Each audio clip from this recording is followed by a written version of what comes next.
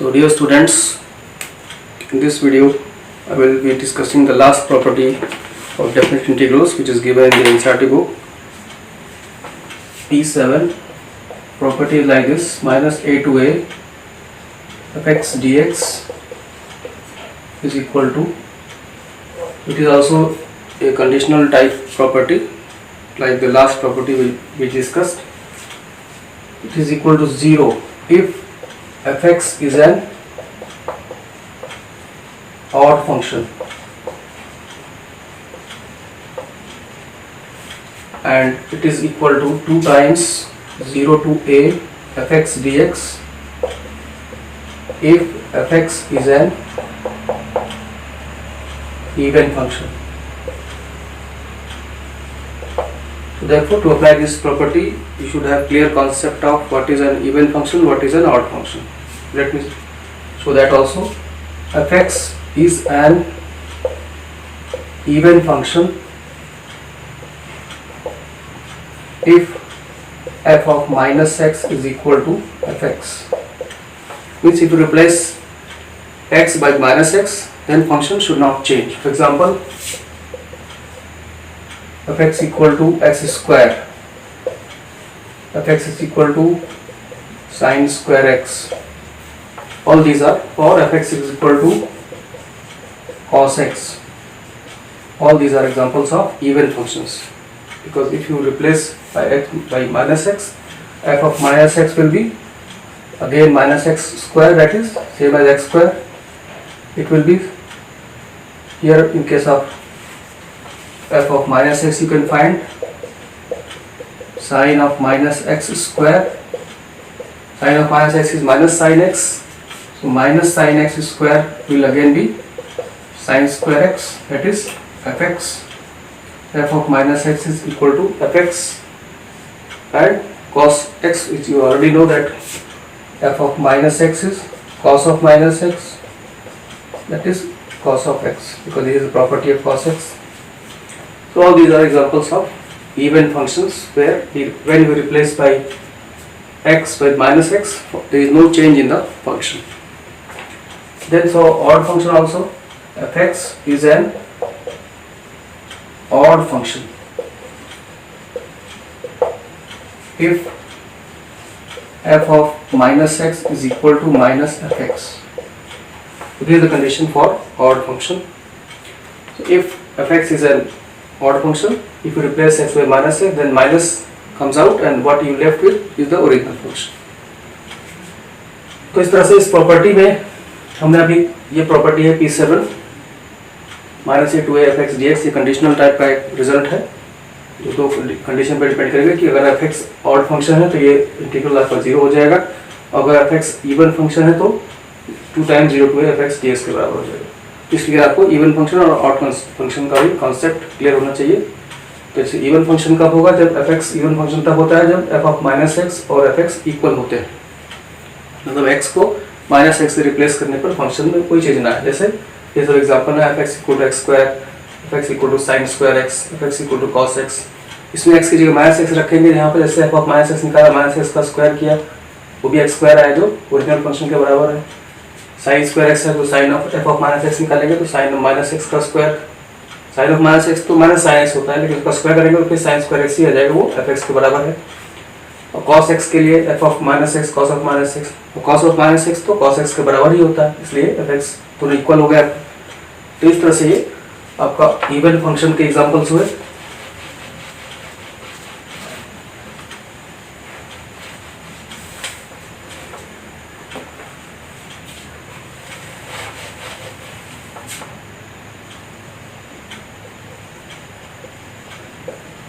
Similarly, we can take examples of odd functions. Fx equal to x cube, fx equal to sine cube x, fx equal to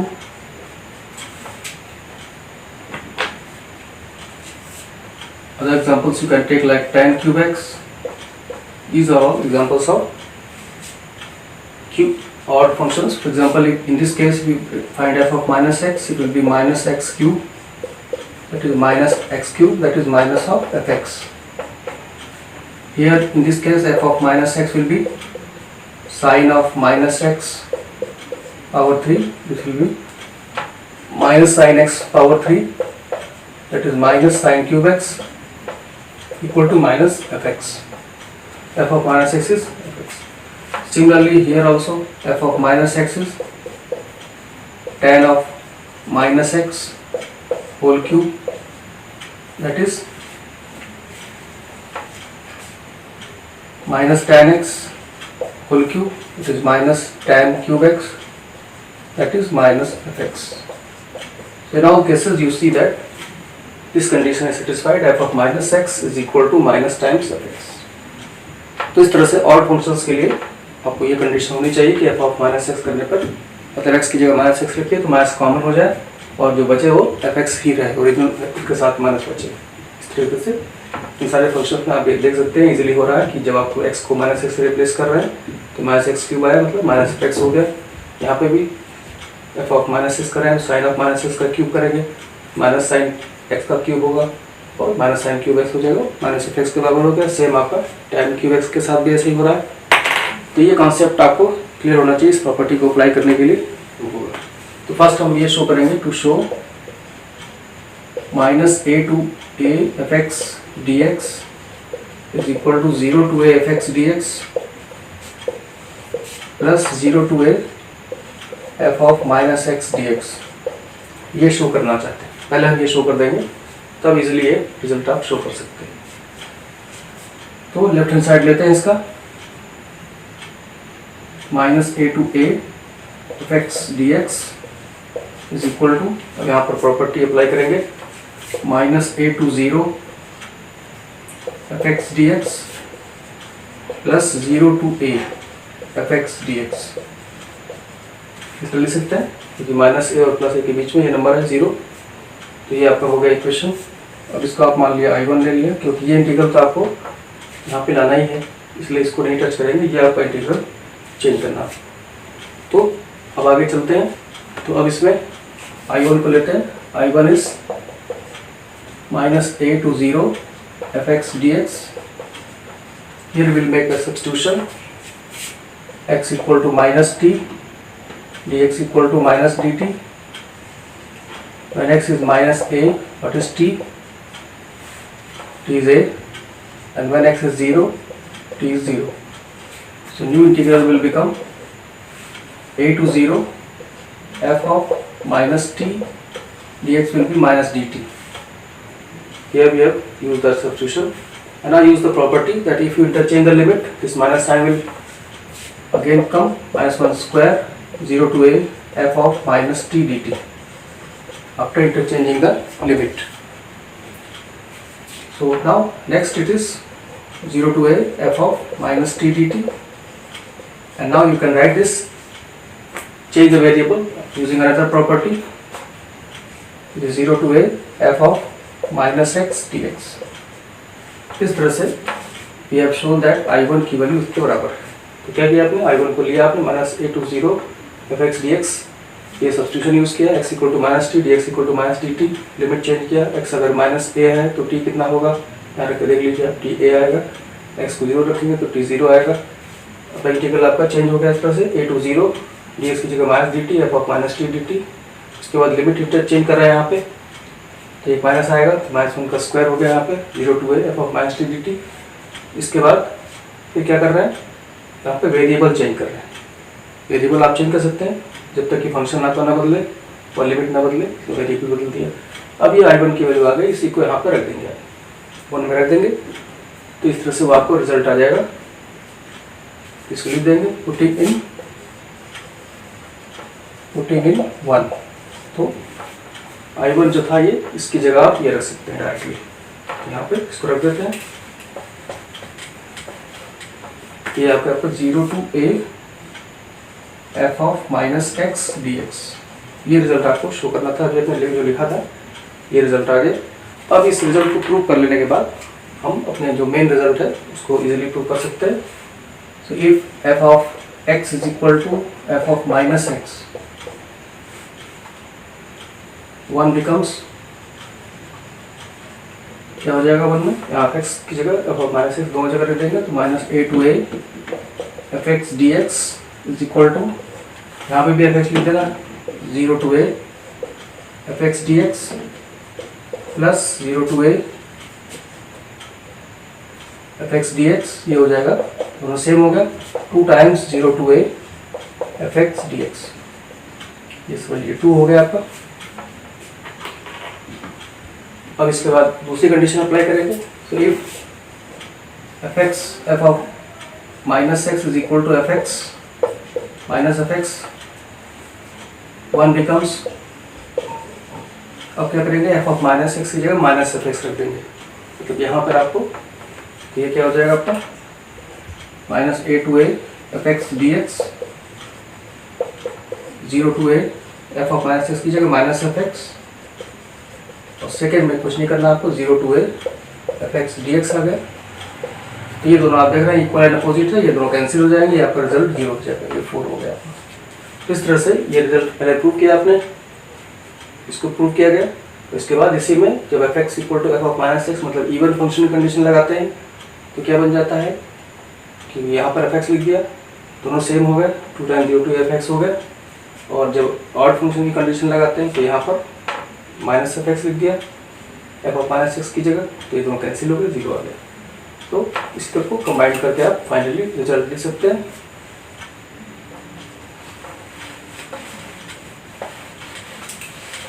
तो finally अब आपका result लिख सकते हैं, combining 3 and 4 minus a to a f x d x is equal to वही result जो starting में लिखा गया था, 0 if f of minus x is equal to minus f x, f of minus x equal to minus f x, और ये 2 times 0 to a f x d x हो जाएगा।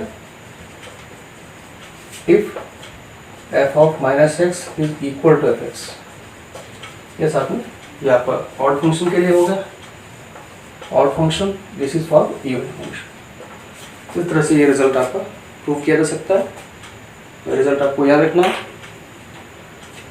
अब नेक्स्ट देखते हैं क्वेश्चन में कहाँ पे एक क्वेश्चन कंसीडर करते हैं इसके लिए, इसमें ये रिजल्ट अप्लाई हो रहा है। तो प्रूफ आपको क्लियर हो गया होगा कि कैसे इसको प्रूव करना है। So we take question number 11, 7.11। This integral is given minus pi by 2 to plus pi by 2 sin square x dx।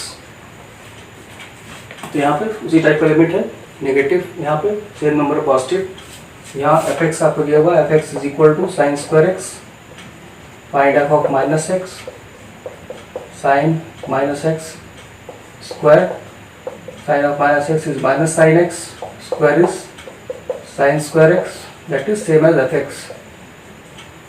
This implies therefore sin square x is even function। तो ये इवन फंक्शन हो गया। Even function के लिए आपको क्या करना होगा, 2 times 0 to a 0 to pi by 2 sin square x dx, ये हो गया, ये आई आ गया आपका। अब इसके बाद आप चाहें तो और प्रॉपर्टी भी लगा सकते हैं, देखो आगे इंटीग्रेट कर सकते हैं इसको आप। 2 sin स्क्वायर का जो फॉर्मूला होता है लगा दीजिए, 1 माइनस cos 2x, इसको अप्लाई कर दीजिए यहाँ पे, 1 minus cos 2x dx from 0 to pi by 2, integrate this, you will get x minus sin 2x upon 2, 0 to pi by 2, apply the limit, upper limit will be pi by 2 minus sin pi upon 2, 0 रखेंगे, 0 minus sine 0 by 2, pi by 2 आपका तो रहेगा, sine pi की value 0 0, ये सारे term 0 रहेंगे, answer आ जाएगा पाई by 2। तो ये आपका आंसर हो गया इसमें। तो ये फर्स्ट ये इवन फंक्शन वाला केस हुआ यहाँ पे, जब आपने देखा कि पहले फंक्शन को चेक किया आपने, एफ ऑफ माइनस एक्स निकाला, साइन ऑफ माइनस एक्स का square, sine minus sine x का स्क्वायर, साइन स्क्वायर एक्स, वही आ गया जो एफ एक्स है। तो इवन फंक्शन होगा, इवन फंक्शन का जो कंडीशन होता है 2 times 0 to a f x d x.